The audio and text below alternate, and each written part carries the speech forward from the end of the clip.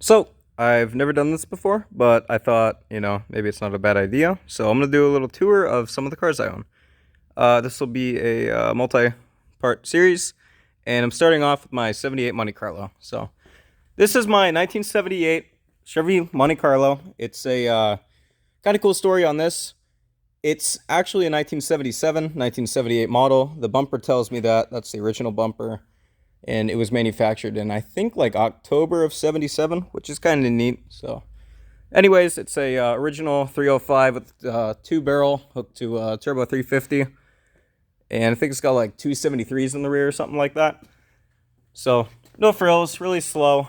Hasn't been inspected since 2004. I got this car in 2017 or so. I got in 2017, started working on it in 2018.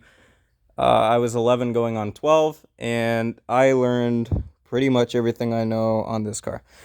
So, yeah, pretty cool. I did my first differential in this car. The pinion seal was leaking, so I replaced that, and I replaced the oil seals on the axles, the axle seals, and I remember the biggest bitch on this one was there's a pin that holds in the spider gears in the diff, and there's a screw that goes in that pin. And when this differential was assembled at the factory, the bolt had essentially broken inside the pin, and it had wear hardened to probably like a grade 15. So that was not fun to take out, especially as a dumb little 11-year-old. I didn't know what I was doing. But I got it out, and it works okay now. The air shocks they kind of leak a little bit over the course of a month. This has had air in it since like last July, and it's going down a little bit, but it's okay. Mostly original paint. It's got some pretty bad chips. Well, they're not really bad, but it's got some really weird fading on the top because it's 70s GM with absolutely garbage paint. It's got some paint bubbles over here, so that's pretty neat.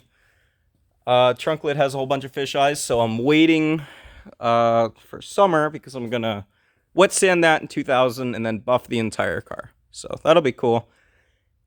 This car was in a wreck once. It was back in the 90s. It got a new aluminum deck lid, new rear bumper, hood, front fascia part, I don't know what to call that, it's fiberglass, and driver's side fender. So aside from that, this is all original paint. The quarter panels are fine. This is all original paint up until right there. Oh, right there. That's new, and that's new. So, inside, I have a dead battery that sometimes works, sometimes doesn't. So if you see the lights flicker, that's why. Door panels are pretty lame. There's a lot of super glue and weird stuff coming off of this window crank, so that's cool. You can't see it. Well, you can kind of see it. It's got 137,000 miles on it. It's missing, oh, there we go. That's what I'm talking about, the power. It's missing the radio cover, so 12-volt cigarette lighter just kind of hangs out there. It's got monkey fur headliner. It's my favorite part of the car. And yeah, it is fairly clean for the most part. So the plastics are a little bit beaten up, but that's to be expected out of any 70s car. They're pretty destroyed in the back, but I mean, it's okay. So, missing a lens for that. And that about does it for the inside. So, I don't know. I guess we just come to the back. So, something that's really easy to tell, differentiate between a 78 and a 79 is that a 78 has these, like, 5-piece taillights. And a 79 will have weird, funky looking ones. So, it's got a stainless steel catback on it, which is kind of garbage, but yeah, it's alright. There's more chips and stuff. This is the only Chevy logo on the entire car. I don't know why they did that. This is kind of cool, one of my favorite features. That's the trunk latch, which I think is kind of neat. They hit it like that. So, coming back over to this side, it's pretty much the same story. You can kind of see a little chip right up in there, but pretty much the same story otherwise. As I was saying, I'll go ahead and pop the hood. It's nothing exciting. It's just a little 305.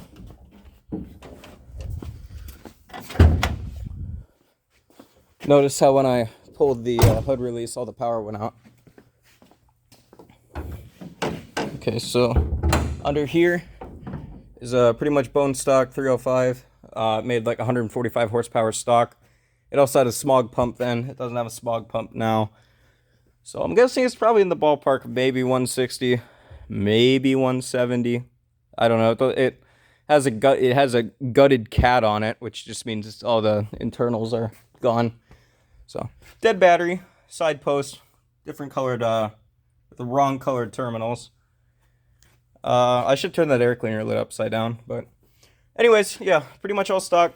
It's got a turbo 350 in it. I threw a new carb kit in this, and the transmission got a flush, oil fluid change, and a filter change.